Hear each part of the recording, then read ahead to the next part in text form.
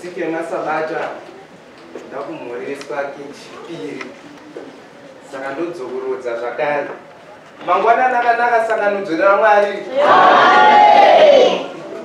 mangwanani akanaka mayouth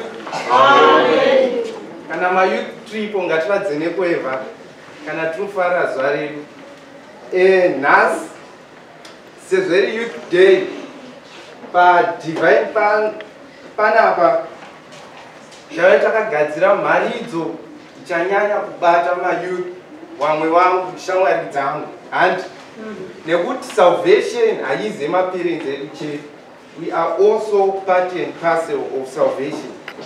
Saka pane dzino nguva komashadhi achuya kunozotorengera vhesi redu rekutanga mavhesi edu tiri munguva ye-serious pandemic zvekuti ndopatinofana kuandastenda dzinonzi nyasha because maybe muZimbabwe hazvisi kunyatsa kuoneka but unotomboona news they can testify even our neighbor South Africa yakasuffer zvisikaiti from this pandemic. But we need to question ourselves kuti why isusu tiri kuitonge tiri safe. It is not because of our power or strength, but it is because of grace.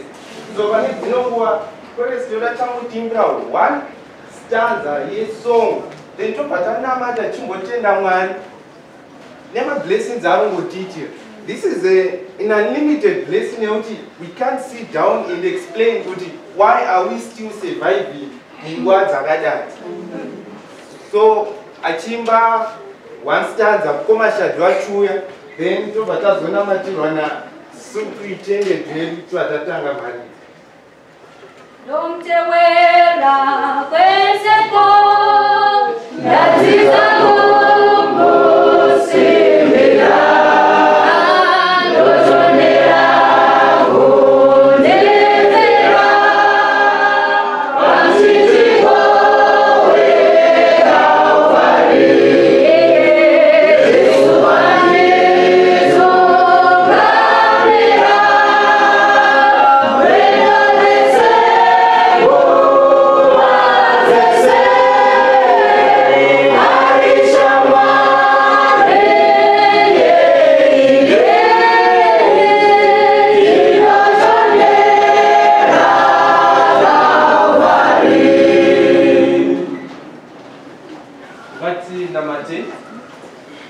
Baba wedu vanogara kudenga ponesi Jesu namweya mutsvene kugara pakati pedu.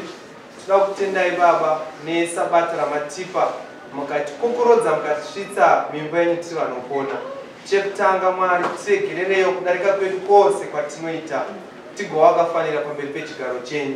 Patiungana kwataita mukati memba yenyu nhasi hakuzi kugona kana kuziva kana kungwara kana kuchenjera asi dzingori nyasha dzenyu dzamunongotiratidza misi nenguva. Jehovha, mukati menyika mune denda riri kutenderera rakaparadza wakawanda uye richiri kuparadza, asi She Jehovha nyasha dzenyu tiringodziona mukati menyika yedu nepakati pedu. She Jehovha, rambai henyu muchenderera mberi nekutichengetedza nekutidzivirira kubva kune denda iroro. Hakuna kumwe kwatinokwanisa kuwana simba ronge tirarama asi kunze kwenyu. Mwari, mukati memangwanani ano takupinda mukati medivine service taongesa mutauro wamasarudza kuti anga achitaura kwatiri pamberi penyu. Chiwaiwo naye She Jehovha dena mukagara pasi perurimi rwake shoko ramamutuma naro rikwanise kusvika sekumutuma kwamaita. Nemuverengi webhaibheri tongomisa mukati maoko enyu paiwo kuverenga kwakanaka zvaitwa zvapera chishuwo chedu chekusesangano reSeventh Day Adventist tikasonge tichingoendawo mushe musoro kudenga. Dzamara muchiuya tiramba chokunamatai kwazvino usingaperi. Amen.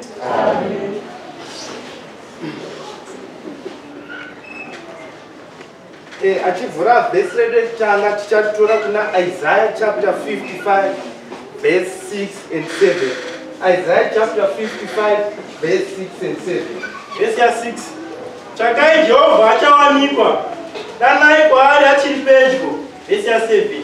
Wakaipa ngaasiye nzira yake, nomunhu usakarurama mirangariro yake ngaadzokere kuna Jehovha, iye uchamunzwira nyasha nokuna Mwari wedu, nokuti uchakanganirwa zvikuru. Mwari ndakumbure kuverengwa kweshoko rake. Amen. Now, tikadzoka pavhesi ya6 sekuverengwa kwayaitwa yabva yanzi tsvagai Jehovha achawanikwa. Tikatry kuapply logic zvinoita sekunge dzimwe nguva Jehovha wachatisiya wabva washayikwa, zvinoita kunge sedzimwe nguva Jehovha wachatsakatika tozotadza kuaona, but isusu tichiverenga tinoziva kuti Jehovha ndiye the same nhasi zuro nekusingaperi. But vhesi rubva ratiudza kuti tsvagai Jehovha achawanikwa, as if pachasvika nguva yekuti tichanzi Jehovha haachawanikwi. Tikanoverenga history yevhesi iri yange iri nguva yemaIsraelites pavanga vari pavanga kuKenani vakuita zvinhu zvisakarurama pamberi paMwari. Profita Isaiah achiva kunovaudza kuti tsvakai Jehovha achawanikwa zvaisameka sense kwavari, because inini I believe pamadzidzisirwo avangakaita kubva kumapentateuch ainyorwa naMoses, they knew kuti Jehovha there's no way yekuti anonzi achazoshayikwa. But tinozoona nekufamba kwenguva waregedza kutsvaga Jehovha kusawanikwa kwakazobuda pawakauya kunotapwa wakaenda kuBhabhironi, wakaita nhaka vari kuBhabhironi vachitambudzwa vari ikokoko. This was a lesson, or this is a lesson yatinoda kubudisa nhasi semayouth yekuti we need musoro nyaya to come and reason with God. We still remember verse not 1 verse 18 Isaiah chitonyora noti come let us reason. Ndomusoro benyaya wachabata semayouth pamapoints achabata kuti nedzimwe nguva tichasvika pakuti Jehovha tichamushaya tichitsvaga. So today it is the day that we need to make a rightful decision, because we don't even know our tomorrow. Maybe this is our last Sabbath 3 days, no one knows. Maybe this is the last time utori mchechi do last time yako yotopiwa nyasha yekuti urambe mweya mutsvene urambe uchikugomedzera.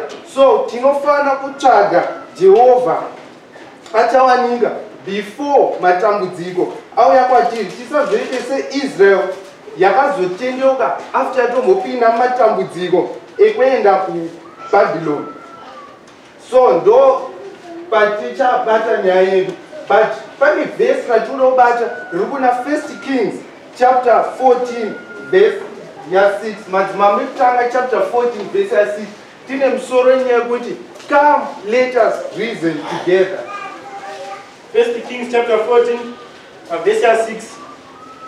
Zvino Ahija wakati achinzwa kufamba kwetsoka dzake. Timbomira ipapo tikawerenga background yenyaya iyi pakutangobuda Ahija tinoona kuti Jerobhoamu pane dzimwe nguva akaudzwa namuprofita Ahija kuti uchava mambo. Jerobhoamu audzwa kuzi uchava mambo zvakaitika sekutaurwa kwezvazvaitwa, but mukutonga kwaJerobhoamu akakanganwa Mwari nenyaya yekuti angava mambo. Mukutonga kwaJerobhoamu, because he was now a king, akasiya nzira dzaMwari, akasiya even maprophets nezvechechi because anga ava mambo. But panozosvika nguva yekuti zvinhu zvakamushatira ava mambo.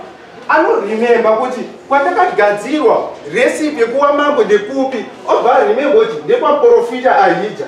So pane dzino nguva akurangarira mbazo yematambudziko ake kuti kuna Ahija nenyaya yenyadzi haasiye akuenda, akutuma mukadzi wake kuti anoona Ahija, anobvunza kuti recipe iya yawakandigadzira kuti ndiite mambo ichiripo here. So ndo panotangoerengwa vhesi dzichinzi werenga first part verse ya 6. Zvino Ahija wakati achinzwa kufamba kwetsoka dzake achipinda pamukova akati chipinda hako. Mire baba, tikuona zvakuitika. Now Jerobhoamu atuma mukadzi wake because nenyadzi akabva ati mukadzi wake iwewe usasaende usinozvivhara kufesi, noti Ahija akaona kuti ndiwe achabva arangara kuti kumba kwamambo kwaita dambudziko. Saka iwewe zvauchaita chienda wakazvifukidza kumeso unoona muprofita unotaura naye. So ndo pari kutanga vhesi richiti paipinda Ahija akanzwa tsoka dzake.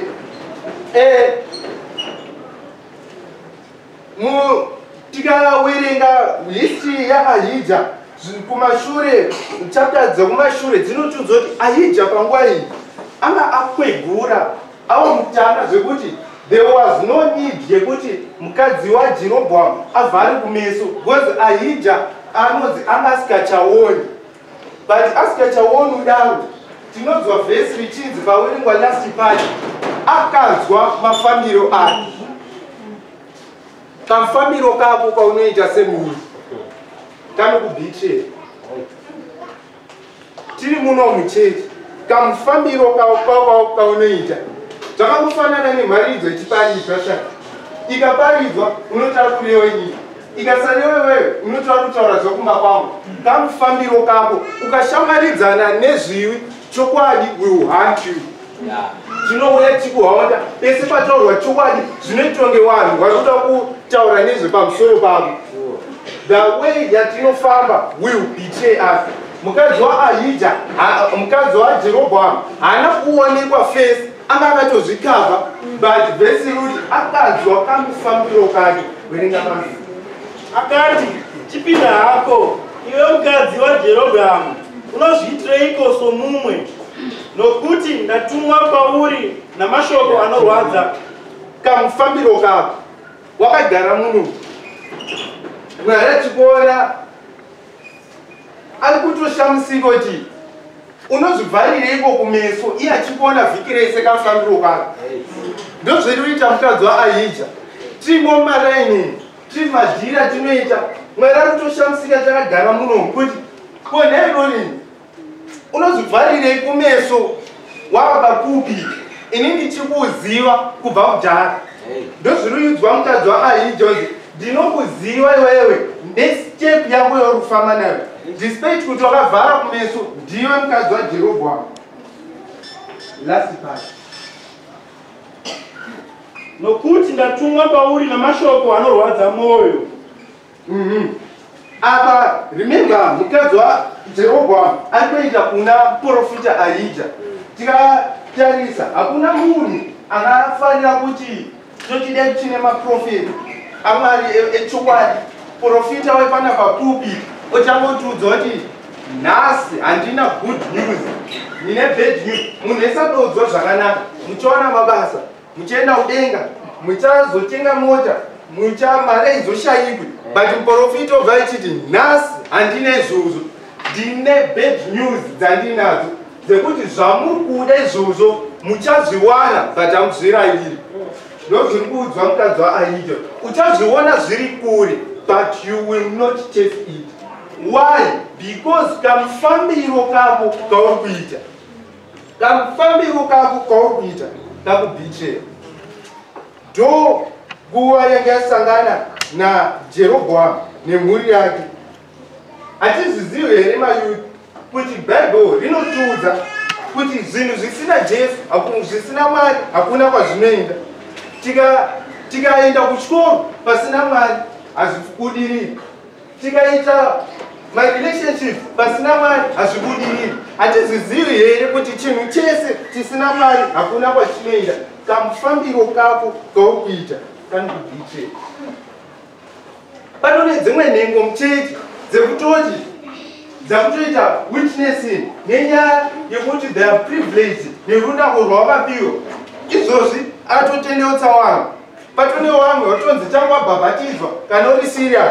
Hauzvizivi here kuti kamufambiro kako kanokubhitira. Ndozviri kutaurirwa Jerobhoamu, mukadzi waJerobhoamu nemukadzi naprofita Ahija.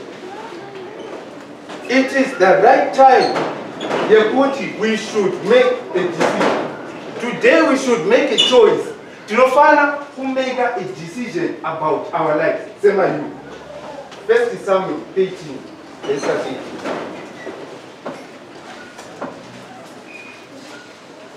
1 Samuel Chapter 18. Verse 13.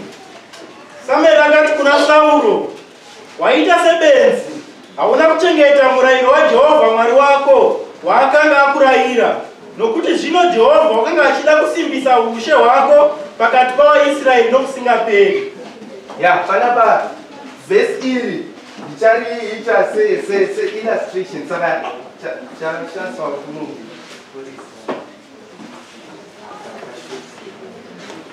vanogarawo pa iuya iyi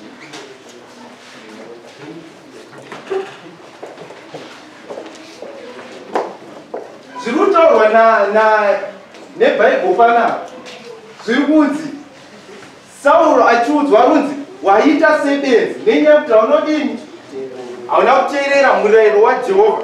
So se-illustration kumayouth ndichashandisa mukoma wangu ari kuno tiri mukoma avo kwavari kukura vari kuzviti inini pandichakura ndozwanira musikana wangu mutsvuku ndobva ndamuroora tobva toita imba yedu tese tiri mamastergad muchechi obva azowanira musikana wake uyu ari apo but then mwari akatarisa anenge achiti iwewe waita sebenzi because wazviitira choice usinondiconsult saka mwari anobva ati dei wakandipa nguva kudhaya ndaikuendesa apa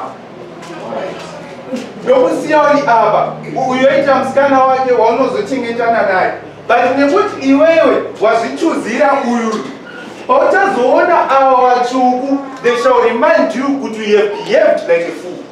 Ndozvinotaurwa nebhesingare mwari ari kuti pane dzino nguva let us not live murayiro wake.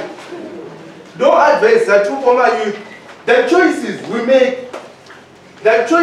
make, are they into line with God's choices? Hauzvizivi here kuti kana mwari asingachengeti vanochengeta pasina, kana mwari asingapfimbi vanopfimba pasina. Hauzvizivi here kuti kana mwari asingawerengi unowerengera pasina. Waita sebenzi sezviri kuudzwa so pane dzinongo you have behaved like a fool.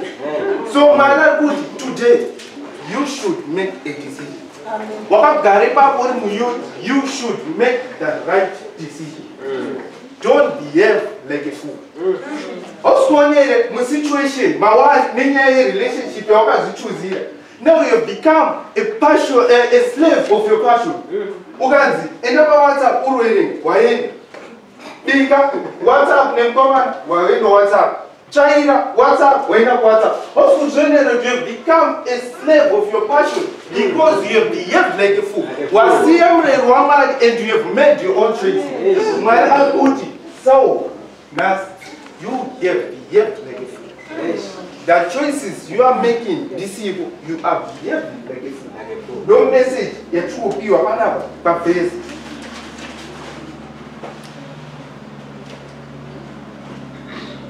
Chirudzi bedzi panapa asi munhu anofamba achitora marara achiisa mubhegi rake osagi rake. No, bedzi rinotorwa panapa munhu anorepeata the same mistake expecting different results. Yamunyazotozoona shamwari yangu iyoyo zvayakaita mafambiro ayaita akailida mu a very disgracing relation and marriage. But that is the same formula you have to apply in your life. Yes. You are behaving like a fool. Yamunyazoziziya kuti amba yako yepedyo kana mai wako kana baba vari kuchema murelationship yavari nenyaya yekuti she made or he made a bad choice but you are following the same path behaving like a fool. Ndozviri kuudzwa so wabehava sebenzi hauna kuteerera murayiro wako. You have behaved like a fool. Kune dzimwe shasha muchechi dziri muno kumayouth anyazozviziva kuti musikana hachamudi weza kuna vazviri kwenyu but 5 years wandowesa vachinamidzana as if haazivo mwe wechiprofita achinyora mai waiti anobva ati don't you know that it is sin to trifle with human heart. But anoramba akambudikira mwani wanhu 5 years waiting for a chance to dispose of her. You are behaving like a fool. You are behaving like a fool. Kune dzimwe shasha futi munhu anyazotoona kuti masainza hakuna pazviri kwenyu but anoramba angorimo achiti noti ndoyechechi angorimo mbiri achinyatsoona hakuna pazviri kwenyu. You are behaving like a fool. kutoti mwari adzike here akuudze kuti siyana nazvo zvazvisi kushanda. You are behaving like a fool. Saul waiita sebeni. Kune dzimwe shasha futi izonyanyoitika mumakendo. Inini ndine vasikana vangu 2 todhumanisa pakendo ndotuna shamwari yangu Shadhi yochindichengetera uyu kuti indigarira uyu so that uyu haoni kuti pane zviri itika, then kana nguva yazokwana uzondisiyira uyu ndozomono iwe uri uchengeteswa. You are behaving like a fool.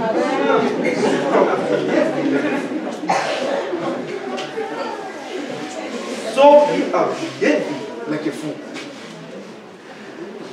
Kune dzimwe shasha futi anonyatsoziva kuti inini ndicharorwa nemukomana 1 but ani 2 kana 3. You are behaving like a fool. Amen. You are behaving like a fool. Kune futi dzimwe shasha anonyatsoona kuti zvinhu zvedu zvaclean kwai kuroorwa kana kuroora yasvika but anosvika na 12 midnight achitaura na8. Hauzvizivi here wewe kuti kana bhora rikabuda muground hariridzi rapera dzinodzithrow in. You are behaving like a fool. Ichasvika nguva yakuchakupandukira. You are behaving like a fool. You are behaving like a fool. Ponoti shamwari yangu sei iyani 8. What is the definition of a friend?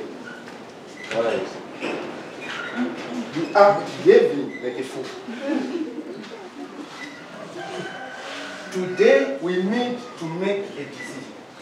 Sema youth, we need to make a decision. We need to come to a point yekuti we should reason together with God. I still remember tinoona pa Mount Carmel Elijah akasvika nguva yekuudza vanhu today not tomorrow but izvozvi decide. Muri kudani man, you should make a decision. We should not behave like fools. Proverbs 17. Proverbs chapter 17 verse 24.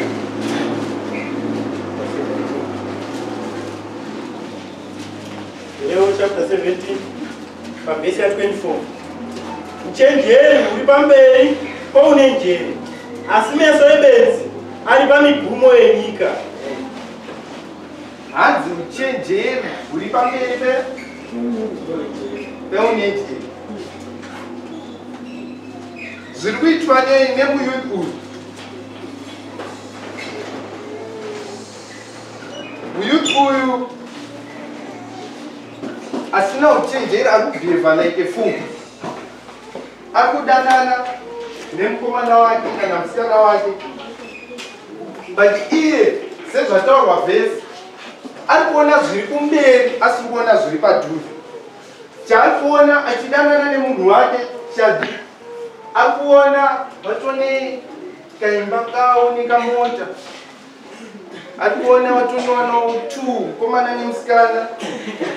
Mukomana achipfekedzwa suti inomecha wachiosabha suti, musikana akarukwa musoro akasungwa zvakanaka kugodzi, but haasi kuona immediate sign ari pamberi pake kuti zvinhu hazvisi kushanda. He is behaving like a fool. Iye chaari kuona as the good result from the bad experience inoitika nhasi. He is behaving like a fool. Haasi kukwanisa ndozvorudzi upenzi ndekuti munhu unoona zviri kumberi usikaoni zviri paimmediate. Hausi kuti uona kuti mafambiro ari kuita mukomana wako wakambombate wewe achitochiita redenje today akakuti ndandabatwa netemptation ukabva watongoregerera uchiti zveshuwa wekuti Mwari adzigera kuti iwe benzi siya munhu. This is a sign andakupe kuti musiyane hazvisi kufamba. You are behaving like a fool. Iwe chauri kuona imba nemuchato kumberi, but you are not seeing the immediate signs dziri pamberi. You are behaving like a fool. Today, Tati, we need to make a decision. Wangotona zveshuwa John, but John uyu akakurasisa akakuitira zvinhu zvinorwadza zvinotozikanwa nechechi yese, but kumafiristi yako wakuzoenda uku utori wese pane muchechi. You are behaving like a fool. You are behaving like a fool. Hauzvizivi here kuti Mwari akati rima nechiedza hazvifambidzani? You are behaving like a fool. Warasa mureri wangu so you are behaving like a fool. Ponhasi zvangu kuitira hausi kuzvioneri. What makes you believe kuti mazomumba ndopachatanga kuzoya nechumaruwa achiti sori iye nhasi achiti ukanonoka kumuona pacomplex anokurova mbama? You are behaving like a fool. You are behaving like a fool. Hausi kuzvioneri kuti relationship yako iyi iri kutokuseparata, iri kutokuisa kure naMwari. Waimbokasha Sabbath school nawo hauchabati, waimboverengo mwechiprofita uri kumba nawo hauchaverengi, waimboteerera bereki nawo hauchateerera, wakuteerera mukomana womusikana kupfuura wabereki. You are behaving like a fool. Today God is calling you as you. It's a calling, it is serious. As you. Pazonoenga Adventist home nonokubudisira pachena kuti kana kune strength one ichashandiswa naSatan kuparadza church is through the family. That's why achitisiya tiri marelationship asikabatsiri, because he knows kuti the moment you are going to be occupied nematambudziko epasi panapa awakazvicreatira, you shall get far away from God. Tinonyatsozviziva kuti our generation is a generation of people who are now impatient. That's why that generation inoda a fast result, and he knows that you need a fast result. So anokugadzirira kaplay kake kakanaka, because he knows kuti Bible is sure energy waita chinyora anobva kudisa pachena kuti a family is a lead to heaven on earth. Anozviziva kuti mukangoita kakugarisana kwakanaka mumba, you are assured of heaven. So he will make you to behave like a fool. He will make you to make bad choices that will affect your salvation. So today it's a calling. Calling is salvation. Jesu akutidaidza nhasi mangwanana sema you. Let us come and reason, and let us stop behaving like fools. Wezi zviritonge zvinonakidza nhasi mangwana zvichati panduka. Zviritonge zvinonakidza nhasi tiri ngomana nemusikana mangwana zvichatishayisa kuri. So it's a calling yatiri kupiwa naMwari. Nekuti let us stop to behave like fools titenoro. So pamangwana nana in conclusion yesemuni, we know maeras atitonawo takagara ipapo zivo. Utonyatsoziziva kuti uri ipapo une mufiristiya wako. Make the right decision. Stop behaving like a fool. Utonyatsoziona kuti mimi hakuna kwazviri kuenda. Make the decision today kuti zvakwana, because hazvina direction. Ndozviri kutaura Jesu mangwanani. Don't wait kuti maproblems azowandi uzotanga udemba. Make the rightful decision. Saka pane dzino nguva tichasimuka, then tondirwa one stanza, then tozonamatirwa for better decision. We need to stop to behave like fools. Hatifani kurekodwa saSaul, hatifani kurekodwa saJeroboam nemukadzi wake. We need to live a sanctified life. Say life yakararama naDhani. It's so possible with us if only we obey shoko raMwari. So titendirwa one stanza, then tozonamatirwa tichivhara semunhu takasimuka. Oh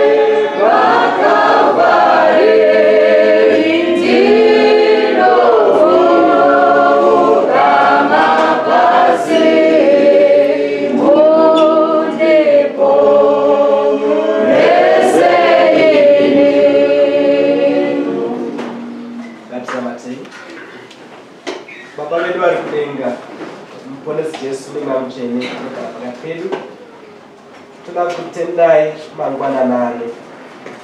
Nokutendai Mwari nemhaka yekuti mataura nesu nenzira yakatsanangurika. Nokutendai neshoko renyu rauya panguva yakafanira. Simuka kwataita. Bvumawo Mwari upenzi hwedu hwatairarama tiri mukati mawo.